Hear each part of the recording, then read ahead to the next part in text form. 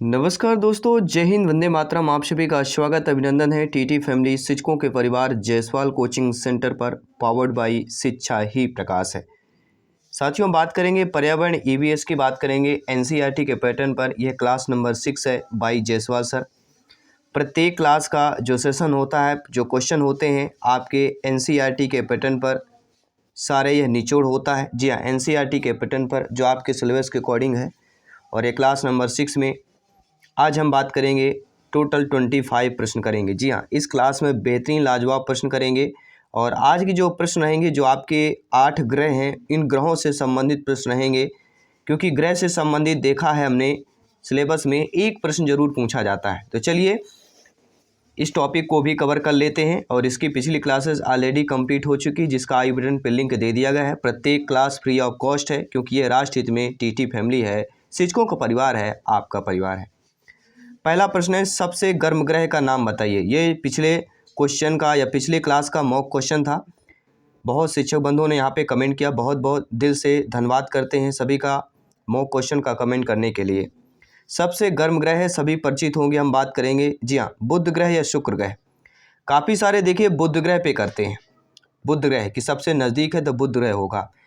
साथियों, सबसे गर्म ग्रह शुक्र ग्रह होता है। जी हाँ, हमारे सौरमंडल का सर्वाधिक गर्म ग्रह शुक्र है।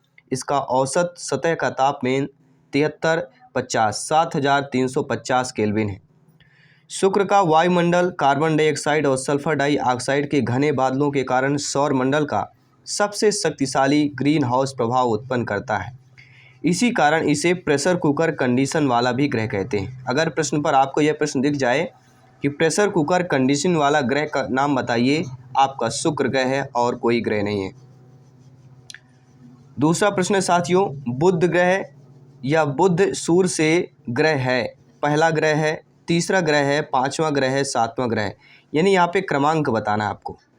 बुध सूर्य से किस नंबर का ग्रह है। जी हाँ, तो सभी को पता होगा, जब भी हम शुरुआत करते हैं सूर्य के नज़दीक में तो पहला बुध का ही नाम आता है। अब ये प्रश्न उठता है कि बुध सबसे नज़दीक है सूर्य के, लेकिन शुक्र ग्रह सबसे अधिक गर्म क्यों है। चलिए बात करेंगे प्रश्न पर, आगे प्रश्न पर डिटेल से इसकी बात भी करेंगे, चर्चा भी करेंगे। पहले इस प्रश्न का उत्तर जान लेते हैं कि बुध सूर्य से कौन सा ग्रह है, तो पहला ग्रह कहलाता है और सबसे छोटा ग्रह भी है।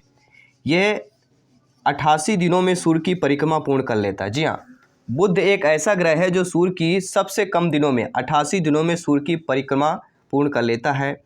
सूर्य और पृथ्वी के बीच में होने वाले के कारण बुध और शुक्र को अंतःग्रह भी कहा जाता है। जी हाँ, सूर्य और पृथ्वी के बीच होने के कारण बुध और शुक्र ग्रह को क्या कहा जाता है, अंतर्ग्रह भी कहते हैं, नोट कर लीजिएगा।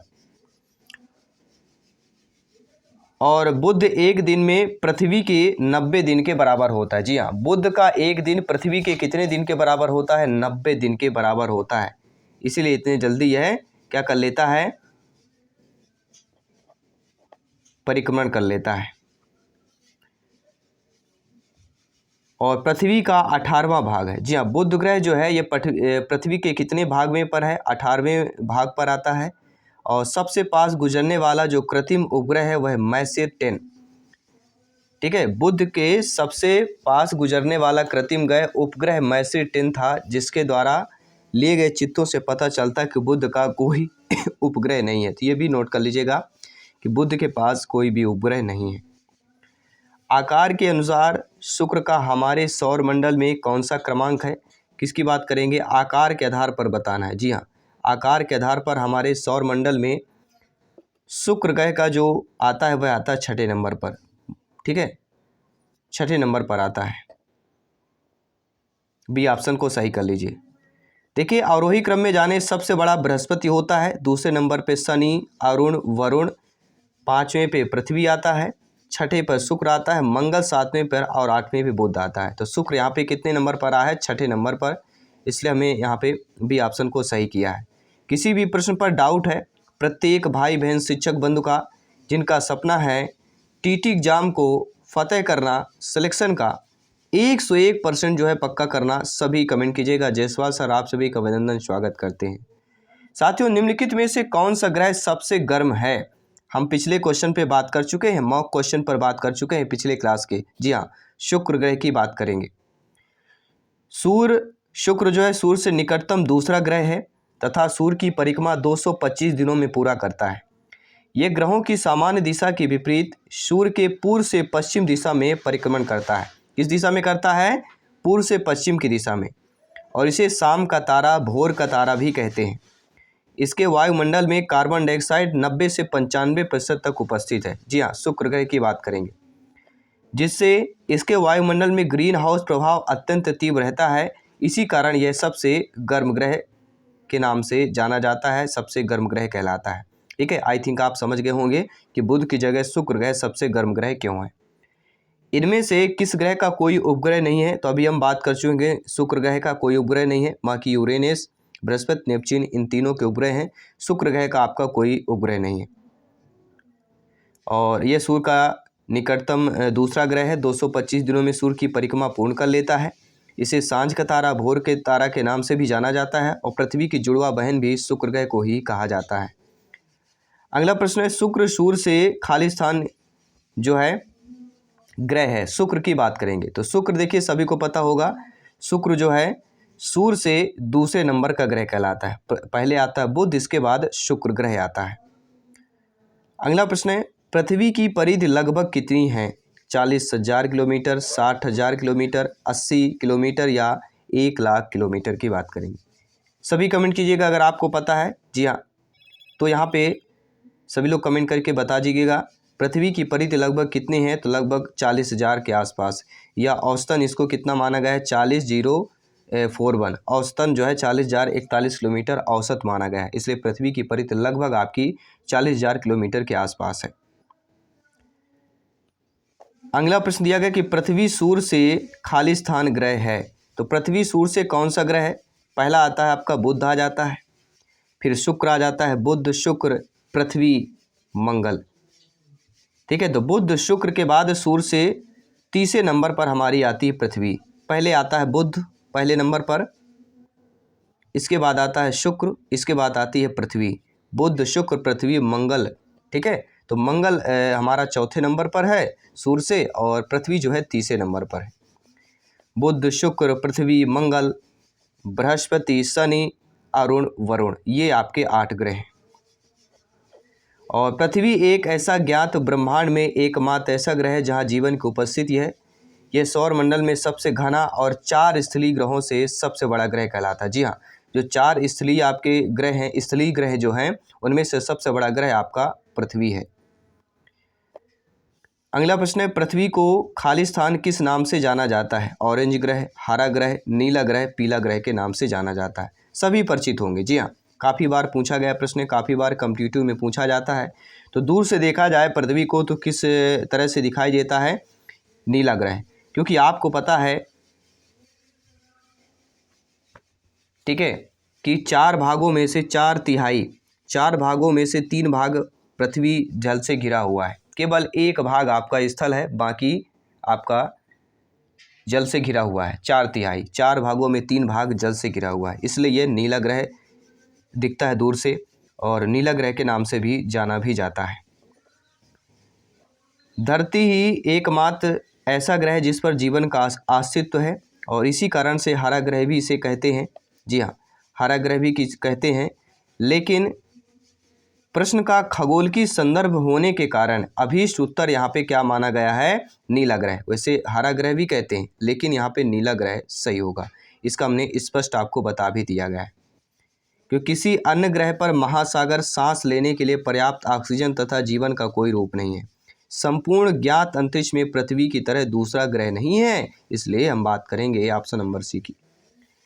पृथ्वी अपनी धुरी के चारों तरफ किस दिशा में घूमती है? पूर्व से पश्चिम, पश्चिम से पूर्व, उत्तर से दक्षिण या दक्षिण से पूर्व की ओर घूमती है। आप सभी परिचित है, पृथ्वी अपनी धुरी के चारों तरफ किस दिशा में घूमती है? पश्चिम से पूर्व की दिशा पर घूमती है। जी हाँ, पृथ्वी अपनी गति पर जब एक चक्कर लगा लेता है तो एक दिन होता है, और इसी से इस गति को दैनिक गति भी कहते हैं।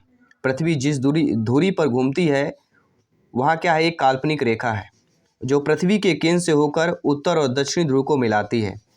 पृथ्वी का यह अक्ष अपने कक्ष तल के साथ 660 अंश का कोण बनाता है। जी हाँ, कितने अंश का? 660 अंश का। पृथ्वी का यह अक्ष सदैव एक ही ओर झुका रहता है। अगला प्रश्न है, खाली स्थान पृथ्वी के सबसे ऊपरी कठोर सतह को क्या किस नाम से जानते हैं? एटमॉस्फियर, हाइड्रोस्फियर, बायोस्फियर या लिथोस्फियर के नाम से जानते हैं। सभी कमेंट कीजिएगा। जी हाँ, एक एक कमेंट फीडबैक सर्वोपरि है शर्मान है।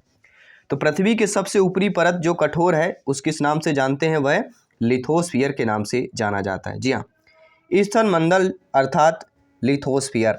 स्थल मंडल जीवमंडलीय पारिस्थितिक तंत्र इकोसिस्टम का सबसे महत्वपूर्ण घटक है। स्थल मंडलीय संगठक की संरचना या रचना आपके तत्व, खनिज, शैल तथा मिट्टी के द्वारा होती है और स्थल मंडल समस्त ग्लोब के क्षेत्रफल का लगभग 29% भाग होता है और पृथ्वी के सबसे ऊपरी कठोर जो सतह है लिथोस्फियर के महत्वपूर्ण तत्व जो है सारणी में हम दर्शा रहे हैं। समस्त पृथ्वी लिथोस्फियर अर्थात स्थल मंडल। लोहा की बात करेंगे 35.5%, ऑक्सीजन 30.0%, सिलिकॉन 15%, मैग्नीशियम 13%, निकेल 2.4% और गंधक आपका 1.9% की बात करेंगे। साथियों, सभी के मन में होता है सूर्य ग्रहण कब होता है, चंद्र ग्रहण कब होता है? तो जब चंद्रमा सूर्य और पृथ्वी के बीच होती है तब सूर्य ग्रहण होता है। जब चंद्रमा क्या होती है, सूर्य और पृथ्वी के बीच आ जाती है तो पृथ्वी के हम निवासी हैं और पृथ्वी और हमारे और सूर्य के बीच क्या आ जाती है, चंद्रमा, तो हमें सूर्य दिखाई नहीं देता है, उस समय सूर्य ग्रहण होता है। ठीक है, तो आई होप आप समझ गए होंगे। सूर्य ग्रहण एक तरह का ग्रहण है जब चंद्रमा पृथ्वी सूर्य के मध्य से होकर गुजरती है तथा पृथ्वी से देखने पर पूर्ण सूर्य अथवा आंशिक रूप से चंद्रमा द्वारा आच्छादित हो जाता है। भौतिक विज्ञान की दृष्टि से जब सूर्य और पृथ्वी के बीच चंद्रमा आ जाती है तो चंद्रमा के पीछे सूर्य का बिंब कुछ समय के लिए ढक जाता है। उसी घटना को सूर्य ग्रहण कहा जाता है। पृथ्वी सूरज की परिक्रमा करती है और चांद पृथ्वी की घटना, ये ध्यान दीजिएगा, क्या करती है? सूरज की परिक्रमा कौन करता है? पृथ्वी करती है। और पृथ्वी की परिक्रमा कौन करता है? चांद, जो पृथ्वी का एक उपग्रह है। और ये घटना हमेशा कब होती है? तो अमावस्या के दिन होती है।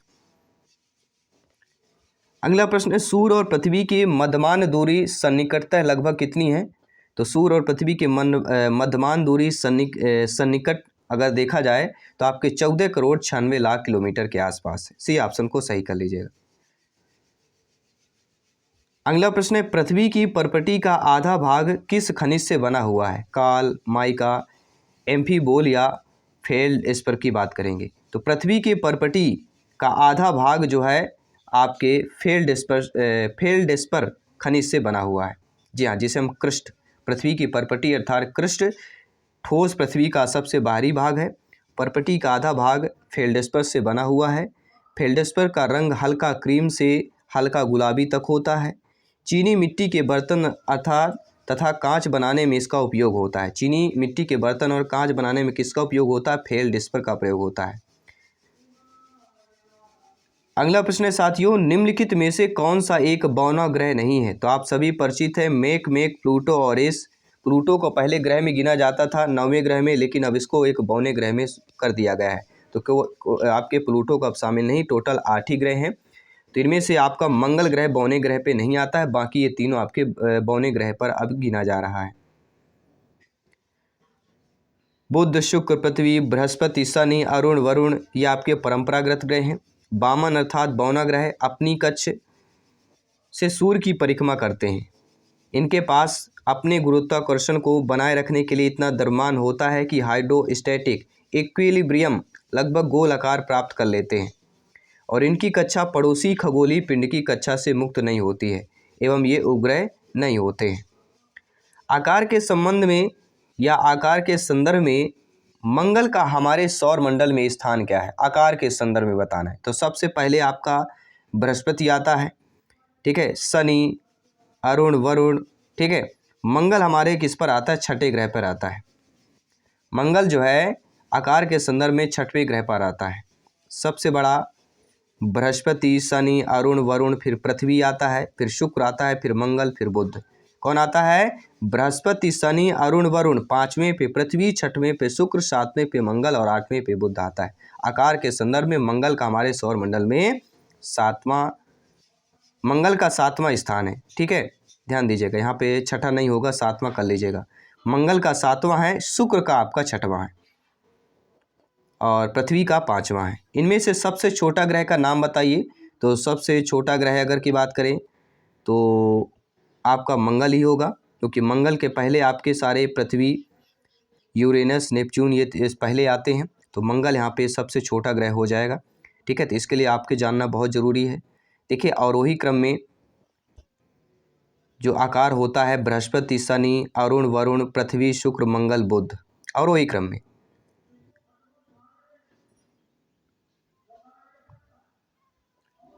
आइए बात करेंगे अगले प्रश्न की। कौन सा ग्रह लाल ग्रह के नाम से भी जाना जाता है? सभी परिचित होंगे। हम बात करेंगे मंगल ग्रह। मंगल ग्रह को लाल ग्रह के नाम से भी जाना जाता है। सी ऑप्शन सही कर लीजिएगा। इसमें लाल ग्रह इसलिए कहा जाता है, पृथ्वी की तरह मंगल भी स्थलीय धरातल वाला ग्रह है। सौरमंडल का सबसे ऊंचा पर्वत माउंट ओलंपस मंगल ग्रह पर स्थित है। जी हाँ, अगर प्रश्न आ गया कि सौरमंडल का सबसे ऊंचा पर्वत कौन है, वह है माउंट ओलंपस, जो कि मंगल ग्रह पर स्थित है। निम्नलिखित में से कौन सा एक आंतरिक ग्रह नहीं है? जी हाँ, आंतरिक ग्रह और बाह्य ग्रह हमने आपको बताया था, चार ग्रह हैं, बुध, शनि, शुक्र, पृथ्वी। तो इनमें से जो आंतरिक ग्रह नहीं आता वह शनि। शनि आपका आंतरिक ग्रह नहीं है। बाकी बुध, शुक्र, पृथ्वी और आपका मंगल, ये आपके आंतरिक ग्रह हैं। कौन कौन से आते हैं? आंतरिक ग्रह की बात करें, बुध, शुक्र, पृथ्वी, मंगल, ये हमारे आंतरिक ग्रह कहलाते हैं। और ये आंतरिक ग्रह जो होते हैं, ये मौसम उत्पन्न करने के लिए पर्याप्त वातावरण कहलाते हैं। आंतरिक ग्रह और बाह्य ग्रह में, आंतरिक ग्रह में बुध, शुक्र, पृथ्वी, मंगल, और बाह्य ग्रह में कौन कौन से आता है? बृहस्पति, शनि, अरुण और वरुण आते हैं। किस ग्रह के अधिकतम उपग्रह हैं? सभी परिचित होंगे। शनि ग्रह, पहले बृहस्पति था लेकिन अब शनि स्थान ले चुका है। शनि के अब टोटल 82 है और बृहस्पति के 79 उपग्रह हैं, नोट कर लीजिएगा। 2019 में खगोलविदों ने शनि की परिक्रमा करते हुए 20 नए उपग्रहों की खोज कर इतिहास को बदल दिया। बृहस्पति के पास वर्तमान में अब 79 उपग्रह हैं, लेकिन शनि के पास 82 उपग्रह उपलब्ध हो चुके हैं। इनमें से सबसे ठंडा ग्रह कौन सा है? यूरेनस, शुक्र, वरुण, बृहस्पति, सभी परिचित होंगे। ठंडे ग्रह की बात की जा रही है, तो वरुण जो है इनमें से सबसे ठंडा ग्रह कहलाता है। व्यास के आधार पर सौरमंडल में चौथा एवं द्रव्यमान के आधार पर तीसरा सबसे बड़ा ग्रह है वरुण।